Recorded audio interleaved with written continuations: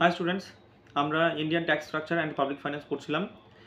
আগের ক্লাসে আমরা পাবলিক ফাইন্যান্সের সম্পর্কিত 4-5টা টার্মস পড়েছি। আজকে আমরা বাকি 4-5টা টার্মস কমপ্লিট করে দেই, তাহলে আমাদের এই ফাইন্যান্স পাবলিক ফাইন্যান্স সম্পর্কিত সমস্ত টার্মগুলো কমপ্লিট হয়ে যাবে। আজকের ক্লাসে থাকছে আমাদের ফিসকাল স্লিপেজ, ফিসকাল স্টিমুলাস, তারপর ফিসকাল মার্কসম্যানশিপ আর ফিসকাল স্পেস। এই 4টা টপিক মেনলি থাকছে। আচ্ছা, প্রথম টপিকটা ফিসকাল স্লিপেজ সম্বন্ধে বলি, কিছু কথা বলি। আচ্ছা, ফিসকাল স্লিপেজকে ধরো কোনো একটি দেশ এই এস্টিমেট করলো যে আগামী 6 মাস বা 7 মাসের মধ্যে ফিসকাল স্লিপ মানে ফিসকাল ডেফিসিট 10% হয়তো থাকবে আগের বছরের তুলনায় বেশি থাকবে 10%, কিন্তু বাস্তবে দেখা গেল সেটা 20% বা 30%, 40%, 50% বেশি ফিসকাল ডেফিসিট দেখা গেল। তো এটা এক্সপেক্টেড ফিসকাল ডেফিসিটের তুলনায় বেশি হয়ে যাচ্ছে, সেটাকে বলা হয় ফিসকাল স্লিপেজ। আচ্ছা, আমাদের সেকেন্ড টপিক হলো ফিসকাল স্টিমুলাস।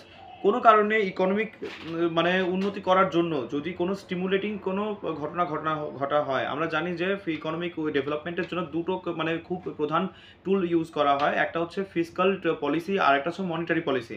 ফিসকাল পলিসি আমরা এই চ্যাপ্টারটাই পড়ছি ঠিকঠাক করে ভালো করে। এই পাবলিক ফাইন্যান্স বা ইন্ডিয়ান ট্যাক্স স্ট্রাকচারের আরেকটা নাম হচ্ছে ফিসকাল পলিসি। মনিটারি পলিসি আমরা পড়বো নেক্সট চ্যাপ্টারে। নেক্সট চ্যাপ্টারটা খুবই ছোট, 3টে ক্লাস লাগবে, আমার 3টে ভিডিও বানাবো আমি, তো একদিনে হয়ে যাবে, কমপ্লিট হয়ে যাবে, এতটাই ছোট এবং সহজ চ্যাপ্টার। আর মনিটারি পলিসিটা আমরা তারপরের চ্যাপ্টারটা হিসেবে আমরা পড়ব। তো আচ্ছা, যে কারণে আমরা যে আগের টপিকে আমরা ফিরে আসি, আমরা পড়ছিলাম হচ্ছে ফিসকাল স্টিমুলাস। ভারতের অর্থনীতিটাকে উন্নতি করার জন্য যদি কেউ মানে যদি কোনো স্টিমুলেটিং ঘটনা হয়, যাতে একটা বুস্ট পায়, সেটাকে বলা হয় ফিসকাল স্টিমুলাস। সাধারণত গভর্নমেন্ট দুটো তো রাস্তা অবলম্বন করে, একটা হচ্ছে ফিসকাল পলিসি আর একটা হচ্ছে মনিটারি পলিসি। এই দুটোই মেনলি করা হয়। আচ্ছা, তো এই ঘটনাকে বলা হয় ফিসকাল স্টিমুলাস। এবার আমরা আসি আমাদের থার্ড টপিক, ফিসকাল মার্কসম্যানশিপ। এই টপিকটা বোঝার জন্যে আমাদেরকে বুঝতে হবে অ্যাকুরেসি অ্যান্ড প্রেসিশন। অ্যাকুরেসি হলো এমন একটা অবস্থা যেটা রিয়েল রেজাল্ট তোমার হচ্ছে ধরো 2+2+3+4 11 হওয়ার কথা, এটা আমাদের রিয়েল রেজাল্ট।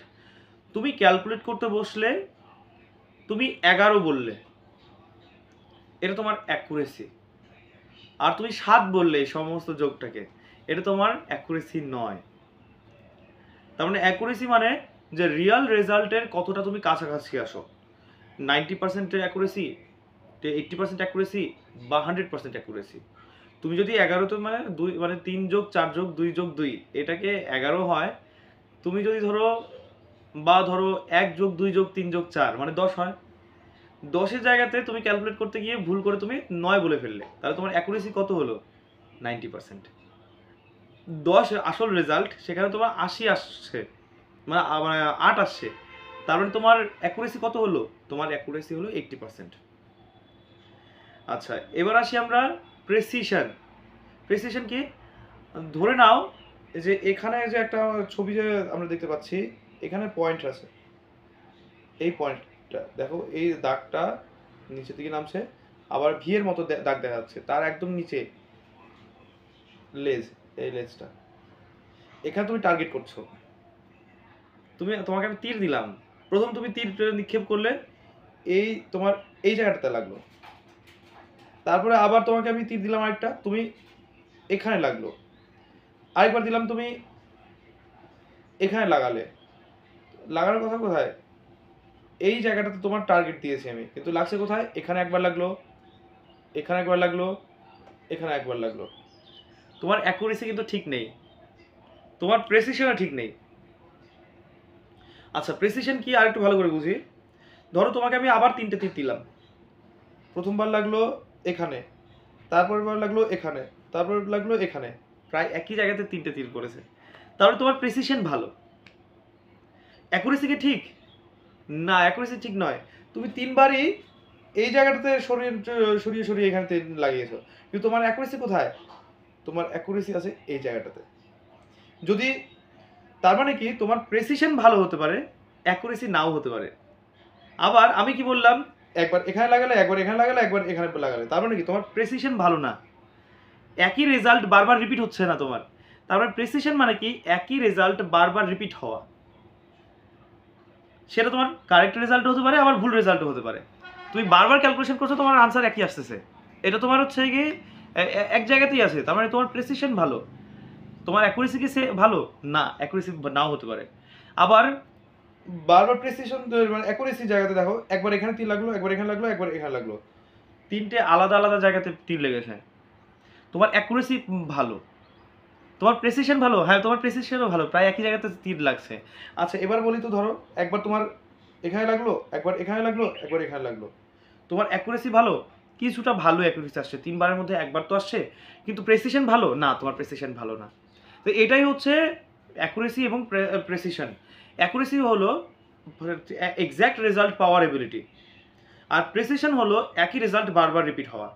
একই রেজাল্ট, সেটা ভুল রেজাল্ট হতে পারে, খারাপ রেজাল্ট হতে পারে, তার মানে প্রেসিশন ভালো মানে ভালো রেজাল্ট নয়, মানে অ্যাকুরেসি নয়। আবার অ্যাকুরেসি ভালো মানেও তোমার ভালো প্রেসিশন নয়, খুব ভালো অ্যাকুরেসি মানে তোমার খুব ভালো প্রেসিশনও হতে হবে, আবার জরুরি নেই খুব ভালো প্রেসিশন মানে তোমার খুব ভালো অ্যাকুরেসি আছে। আচ্ছা এবার ফিসকাল মার্কসম্যানশিপে আসি আমরা। ফিসকাল মার্কসম্যানশিপ হলো যে তোমার দেশের যতটুকু কাজ দরকার, যা টাকা পয়সা খরচ দরকার, তো তুমি ঠিকঠাক অ্যাকুরেটভাবে বাজেটটাকে বানাতে পারছো কি না। তুমি বাজেট বানালে কিন্তু দেখা গেল বাজেটের থেকে বেশি পয়সা লাগলো, তুমি ঠিকঠাক বাজেট বানালে দেখা গেলো তার থেকে তোমার কম টাকা খরচা হলো।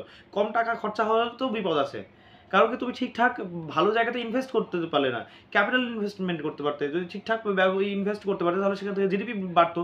তার মানে বাজেটের থেকে কম মানে কি অনেকটা কম মানে খরচ হওয়াটাও ভালো নয়, আবার বাজেটের থেকে খুব বেশি খরচ হওয়াটাও ভালো নয়, তার মানে তোমার প্ল্যানিংটা ভালো নেই।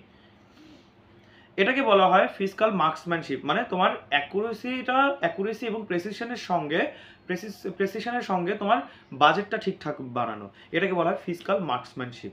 এবার আসি আমরা ফিসকাল স্পেস। ফিসকাল স্পেস হলো তোমার কোন একটা,